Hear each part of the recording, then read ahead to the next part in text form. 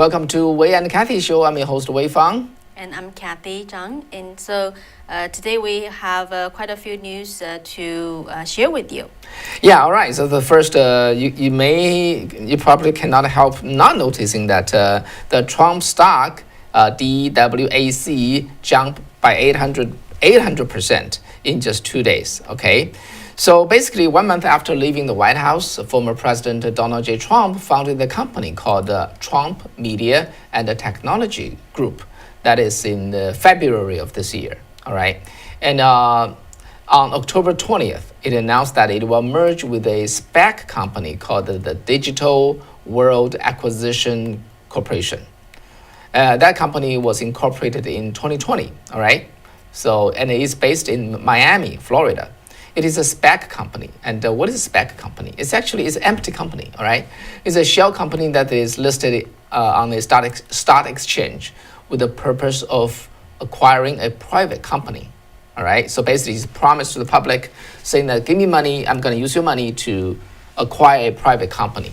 And thus, making it public because this SPAC company itself is already a public company. So they will carry this private company to public without going through the traditional initial public offering process. That's the essential of it. Okay, this is a part of the SEC type. All right, company type. All right, and then this company called the Digital World Acquisition Company then merged with or acquired the Trump company. And in 2 days, it jumped 800% and reached a price of $109. What does that mean? That means the value of the Trump's company is $3 billion over 2 nights. That's a lot of money, Kathy. Mm-hmm. Yeah. And then this Trump media and technology company's purpose is create like a Facebook or Twitter or YouTube equivalent, okay, type of a technology. Not just this company, another company called Phoneware. This is an advertising software startup involved with the Trump 2020 re-election campaign, also jumped 750%, okay, in unison with this first company, DWAC. What's interesting that these two companies doesn't seem to have any relationship. So basically, Trump, if you have to guess, Trump supporters just swamp in and buy these two companies, and then push this to $800 800% or 750%. Push it up that much. So what does that tell you? I don't know. If you are there, just type it up. What do you think? And okay, so apparently I think people are voting with their dollar, not their votes, which won't come until 3 years later. So they're voting for Trump with their dollars. And it's created quite a phenomenon on the stock exchange. And we'll see what will happen on Monday. But of course, then the Trump company, the Trump media and technology company will be producing news, will be producing technology. And its first social platform is called Truth Social, will be announced in November, which is just next month. November is what? Just 7 days away, right? Yeah. It's just 8 days away. All right, so it's pretty quick. Let's see what will happen. Okay, that's that. Leave your comment if you have anything. Whether any of you, bought that company, and if you do, type up why you do that. All right, we love to hear from you. Okay, and we got a Chinese, I think, probably a Hong Kongese audience. You got a long Chinese name. I cannot say that. Let's just say Mr. Hong Kong. How about that? You said I missed a buy. You said I missed a buy. All right. I think you have your chance on Monday. I think this thing may run for a while. Definitely won't be 2 days thing. Okay. So it's very interesting. People are voting with their dollar. Move on to the next thing, which is the Boston Celtics center, Anes Kantor, earlier this week spoke out on what he called a cultural genocide in Tibet and called China's leader Xi Jinping a brutal dictator by posting a video in his Twitter account. So today he shared another video on Friday, today, focusing on the Uyghurs in the country's Xinjiang region. All right. So not just that, Kanter extended his criticism to the Middle East leaders and the prominent Muslim athletes, including Liverpool's Mohammed Salah and the former boxing champion Amir Khan, by equating their silence to complicity. All right, he singled out the Pakistani Prime Minister, Saudi Arabia's king, and Abu Dhabi's crown prince, and the Iranian president. All right, he said it's shameful and sad how you have decided to prioritize money and the business with China over human rights. You call yourself Muslims, but you are just using that for a show. You simply do not care about people. All right, and on Thursday, which is yesterday, the NBA Chinese broadcasting partner Tencent erased all highlights and the live stream of Celtics game after Kanter attacked the CCP's policy in Tibet. That video, and then the Chinese Foreign Ministry and accused Kanter of cloud chasing. Okay, and then, well, actually, among the NBA, the Celtics is not the only one that is punished by the CCP. The games involving the Philadelphia 76ers are also not streamed in China. 2 years after the then Houston Rocket executive Daryl Morey. Then he moved on to the 76ers, as the president of the basketball operations.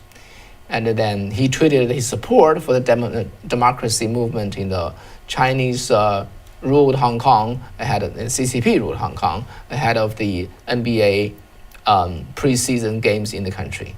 So these two teams now is being censored by the CCP, and the spiritual leader of the Tibet, the Dalai Lama, really released a statement thanking Kanter's courageous act of advocating on behalf of Tibetans' independence, came at a huge risk to his personal life and career.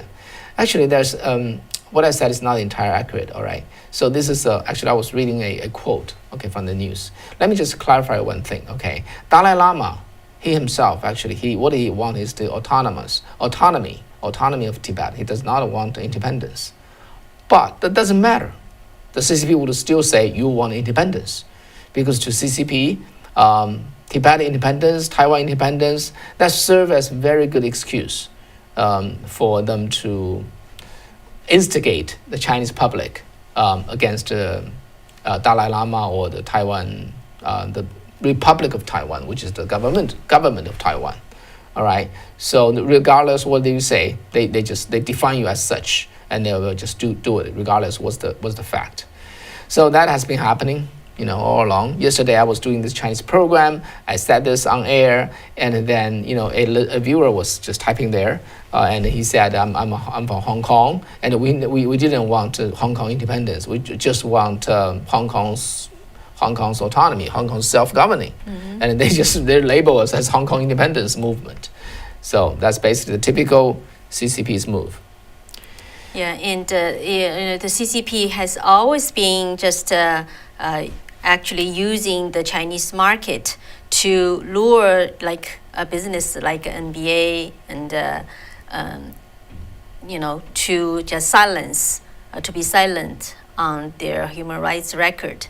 But we now can see the players like Kanter can speak out, which is a good thing. Let's just see how much pressure he can endure. Yeah, so far NBA has not backed down, okay, but it indeed backed down with the Morris case, right? And at that time, then he got another fire burning from in the U.S. Inside the country. Everybody was just to chastise them. So I think that does serve as a good precedent. So NBA did not bow too fast this time. We'll see, but they're not speaking out. Right. They're just silent. Okay, saying something will anger CCP. Saying some other thing will anger the the American people. Yeah, it's indeed. It's bad to caught in the middle. But to a businessman, to be honest, just my own opinion. If I'm a businessman, if I were in a similar situation, I have to face that, and you have to make a clear stand. Of course, to me, it's very, very clear. I stay with the principle regardless of the monetary loss. And I just hope every businessman have that spine in their back. All right, let's move on to the next piece of news, which has to do with our job market, right? Yeah. So the Federal Reserve actually just recently issued a beige book saying that a Biden administration's vaccine mandate is hurting the job market. So we remember Biden on September 9th announced that private businesses with 100 or more employees would have to either mandate vaccination or have workers submit weekly COVID-19 testing.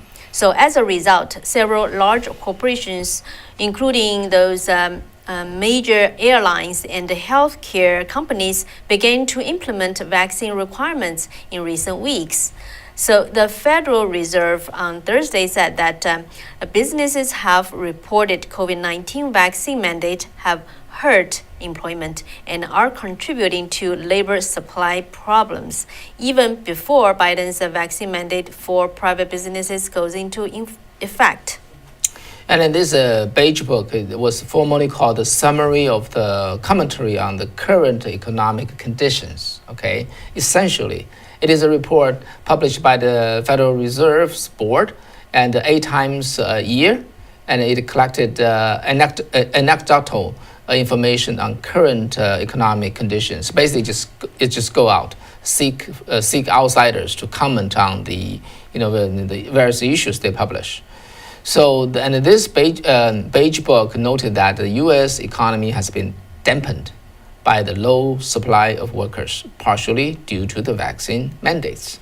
So what are the details? Some 4.3 million workers quit their jobs in August, according to the most updated data from the Labor Department. That figure represents an all-time high since record-keeping began in December 2000. Yeah. So far, the White House has not provided a clear timeline on when the rule could be implemented or what kind of penalty business could face. But actually in California, we already see the local government starting to punish businesses who do not follow their vaccine mandate. So that's actually our feature story today. We'll tell you later. I'll tell you about a restaurant which is 2 blocks away from us, okay? And what's its experience. Anyway, let's look at those big airline companies. We have all known that the Southwest Airlines plane was grounded earlier in the month due to the protest against the vaccine mandate that it intended to enforce. However, in a statement to the news outlet today, the Dallas-based carrier Southwest confirmed that it does not want to lose any employee over President Joe Biden's mandate, adding that firing a worker over the vaccine makes no sense. It came a day after the Southwest CEO Gary Kelly made a similar announcement during the earnings call.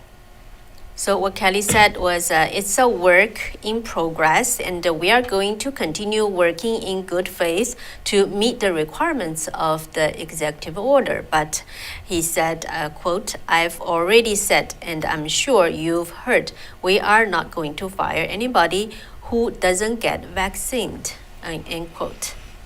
So this marks reversal in the Southwest Airlines vaccine stance. Earlier this month, Southwest stated that workers would have to fully vaccinate or receive an exemption to continue employment with the airline.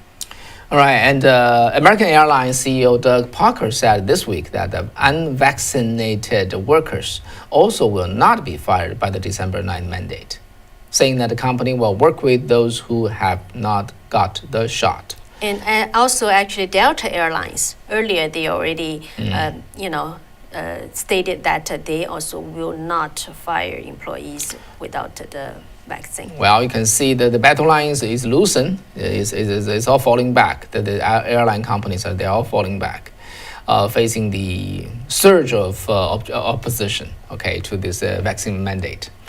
talking about what is fully vaccinated, this is a short piece of news, but it's worth noting. Today's definition by the CDC, okay, is 2 shots of either the Moderna or Pfizer COVID vaccine, or 1 dose of Johnson & Johnson's. I didn't know that. 1 dose of Johnson & Johnson is 2 times as much as the other 2, huh? Anyway. Yeah, but this definition probably will change, right? Yeah. So the director of the CDC and on Friday suggested that a definition of what constitutes being fully vaccinated may change as booster become more commonplace. Basically, people are taking boosters. They are saying that you have certain boosters. Basically is initially people were told that if you got the vaccine, 2 doses of Moderna or the Pfizer or 1 dose of the Johnson & Johnson, then you can prevent the COVID. But then it was shown that actually after a few months, like 6 months, the immunity of the vaccine will actually just degrade so much, right? So then they said, you have to have a booster.